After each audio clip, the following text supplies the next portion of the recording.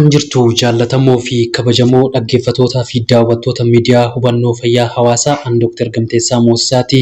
Sagantaa keenya har'aatiin waa'ee hir'ina dhiigaa yookaan aneemiyaa isa jedhamu kan wal faana ilaallu. Egaan dhaggeeffatoota keenyaa sagantaa keenya har'aa keessatti hir'ina dhiigaa jechuun maal jechuudha? Hir'ina dhiigaa maaltu namatti fida? Mallattoolee hir'ina dhiigaa maal fa'i? Isa jedhuu fi nama hir'ina dhiigaa qabuuf gargaarsaa fi kunuunsi taasifamuu qabu maali?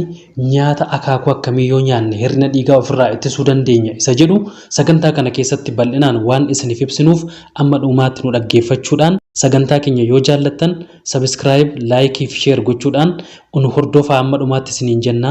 Kallattiidhaan gara qophii keenya irratti yommuu seennu hir'ina dhiigaa jechuun maal jechuudha? Isa jedhuuf lakkoofsii fi hangi yookaan dalagaan dhiiga diimaa keenyaa hamma barbaachisaati yookaan noormaaliitii gadi yommuu ta'u yookaan sirriitti dalaguu yoo baate dhibeen hir'ina dhiigaa jedhamu kun kan dhufudha jechuudha.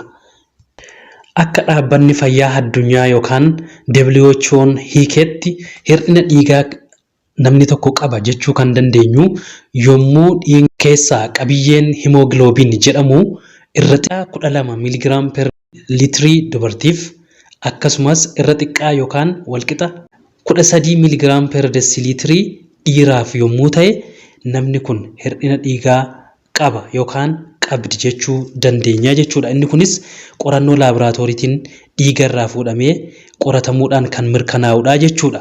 Ta'us garuu daa'imman umuriin isaanii waggaa 14 gadi ta'eef qoqqoodamsii fi kiraateriyaa yookaan ulaagaan ittiin hir'inni dhiigaa jiraachuu dhiisuu isaa ibsinu kan biraadha yookaan immoo bifa kan biraatiin ilaalamaa jechuudha. Yookaan lakkoofsi amma armaan duratti eerre kun isaaniif hin hojjetu jechuudha.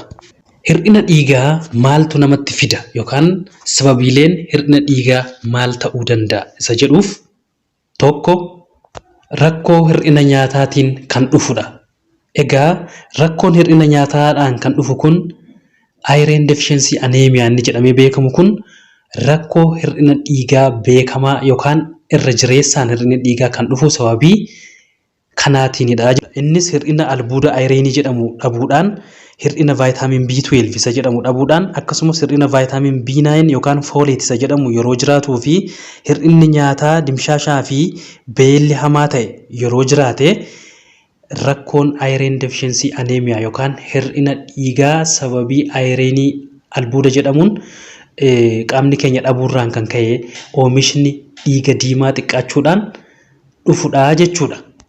Inni lammaffaan rakkoo sanyii yookaan genetics isa jedhamu yommuu ta'u, egaa inni kun rakkoo sanyiitiin kan dhufu yommuu ta'u, bocni seelota diimaa yommuu sirrii ta'uu baatu yookaan sickle cell anemia isa jedhamu akkasumas himoogloobinoopatii kan jedhamu illee ni jira. Akkasumas talaseemiyaa kan jedhamanii fi kan biraan rakkooleen sanyiirraa dhufan kan hir'ina dhiigaa akka uumamuuf sababii ta'an hedduutu jiru jechuudha. Inni sadaffaan rakkoo fayyaa kallattiin qaama keenya irratti dhufeen kan ka'e fakkeenyaaf balaa miidhaa guddaa qabu kan qaamni keenya akka dhiigu godhu fakkeenyaaf balaa of muruu ta'uu danda'a, balaa konkolaataa ta'uu danda'a. Balaa adda addaa dhiigni keenya akka dhangala'u yookaan akka ba'uuf sababii ta'an hundin yookaan marti warra fidan keessaa isa tokkodha jechuudha. Kan biraan balaa gubachuudhaan dhufu ta'uu danda'a, balaa ibiddaa, balaa elektirikaa fi kan kana fakkaatan. Balaa qorra hamaa ta'e fakkeenyaaf namoota naannoo qorri yookaan cabbiin jiru jiraatan irratti kan dhufuu danda'udha. Inni kuni isa kanaan rakkoolee fayyaa kallattiin qaama keenya irratti dhufan yookaan naannoo irraas ta'uu danda'a, bakka hojjennu irraa ta'uu danda'a. Isaan kun kallattiidhaan aneemiyaa yookaan hir'inni dhiigaa akka dhufuuf sababii ta'uu ni danda'u jechuudha. Innichi arfaffaan rakkoo fayyaa bubbulaa ta'e yookaan immoo chronic disease isa jedhamu irraa kan ka'e dhufuu ni danda'u jechuudha. Isaan kunis dhibee kalee ta'uu danda'a, dhibee tiruu, dhibee kaanserii adda addaa, rakkoo fayyaa ujummoolee sirna marsaa dhiigaa irratti mul'atanii fi kan kana fakkaatan irraa kan dhufan ta'uu danda'a jechuudha. Sababiin inni dhumaa fi inni shanaffaan immoo infekshinii jarmoota xixiqqoo yookaan orgaanizimoota seelqeentii xixiqqootiin dhufuu danda'an kanneen akka jarmiilee akka vaayirasii, baakteeriyaa fi pirootozoaa jedhamaniin rakkoon fayyaa yommuu nu mudate hir'inni dhiigaa jiraachuu ni danda'a. Isarraa kan ka'e aneemiyaa yookaan hir'inni dhiigaa inni jedhamu nu qabachuu ni danda'a jechuudha. Mallattooleen dhukkuba hir'ina dhiigaa maal fa'aadha isa jedhuuf namni dhibee hir'ina dhiigaa qabu mallattoolee armaan gadii agarsiisa. Innis tokko qaamni guutummaatti dadhabsiisuu, inni lammaffaa annisaa dhabuu, inni sadaffaan hafuura kutuu yookaan shortness of breath isa jedhamu, inni arfaffaan gogaan qaama keenyaa addaachuu fi qeensi caccabuu. Inni kun fakkeenyaaf ija yeroo gadi qabanii ilaalan gogaa yookaan immoo iji jalli yookaan konjektiivaa inni jedhamu addaachuu, barruu harkaarra addaachuu fi kan kana fakkaatan jiraachuu ni danda'a. Inni shanaffaan mata dhukkubbii lafaan martoo fi qaanqeen ija dura faca'ullee ta'uu ni danda'a.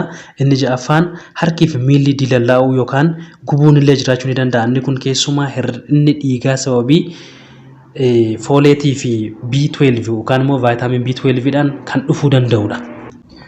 Arrabni dhiita'uu, madaa'uu fi sirriitti dhandhamuu dadhabuu. Inni saddeettaffaan miira dhandhamuu gubaa ta'e jiraachuu yookaan immoo arrabni sirriitti dhandhamuu dadhabuudha jechuudha. Inni salgaffaan sirni narvii wiirtuu keenyaa madaala qaama keenyaa sirriitti eeguu dadhabuudhaan baalaansii yookaan madaala keenya eeggachuu dadhabuun jiraachuu ni danda'a. Kan biraan dubartoota ulfaa irratti biyyoo diimaa nyaachuu barbaadu yookaan fedhu yookaan kajeeluun jiraachuu ni danda'a. Yeroo ulfaatti qoonqoon dhukkubuu fi kan kana fakkaatan mallattoolee hir'ina dhiigaatiin dhufuu danda'anidha jechuudha.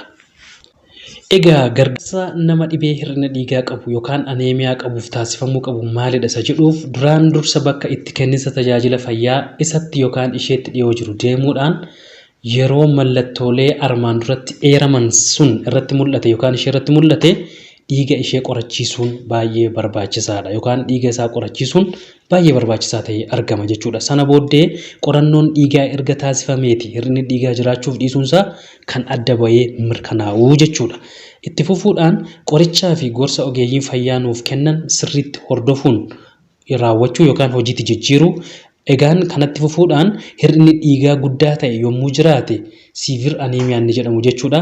Sadarkaan dhiigni itti namaaf kennamu jiraachuu ni mala waan ta'eef yeroo akkasii kana of eeyyamuu yookaan immoo dhiiga fudhachuun baay'ee barbaachisaa ta'a jechuudha.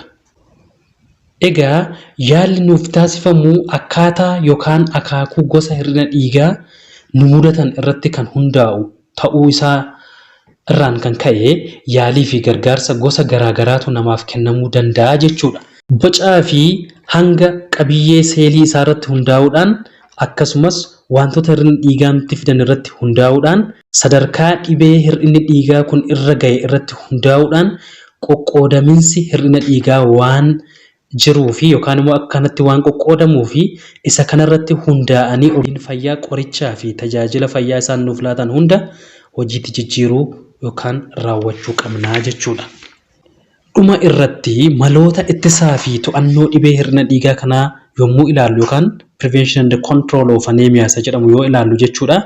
Nyaata hir'ina dhiigaa namarraa ittisa nyaachuu. Fakkeenyaaf nyaata akka tiruu beelladootaa nyaachuu, hundee diimaa nyaachuu, kuduraalee fi fuduraaleetti sirriitti fayyadamuu yookaan nyaachuu fi nyaata keenya erga nyaannee booddee immoo nyaatota akka loomii fa'aa argachuun baay'ee barbaachisaadha jechuudha. Inni kun maaliifi nyaata nu nyaanne keessaa albuunni ayireenii jedhamu sirriitti garaacha yookaan immoo marmaan keenya keessaa xuuxamee gara hidda dhiiga keenyaa seenuudhaan tajaajila guddaa dhiiga diimaa keenyaaf akka laatuuf yookaan oomisha dhiiga diimaatiif akka ta'utti haala waan mijeessuuf isa kana bifa akkasiitiin fudhachuun barbaachisaadha. Inni kan biraa immoo bunaaf shaayee erga nyaata nyaannee daqiiqaa 30 hin guunne gidduu keessatti yookaan immoo daqiiqaa 30 kan hin guunne keessatti fayyadamuun nyaata keenya keessaa albuunni ayireenii jedhamu sirriitti akka hin xuuxamneef ittisoo waan ta'uuf yoo danda'ame ammaataa danda'amaa ta'etti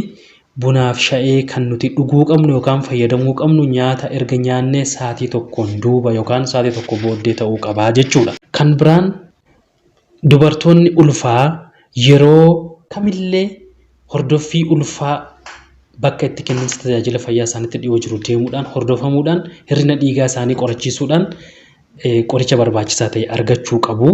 Namoonni hir'inni dhiigaa isaan mudate immoo atattamaan gara mana yaalaa deemanii qoricha isaaniif laatame sana sirriitti fudhatanii xumuruu danda'uu qabu jechuudha. Bifa kanaatiin hir'ina dhiigaa ofirraa ittisuu fi to'achuu ni dandeenya.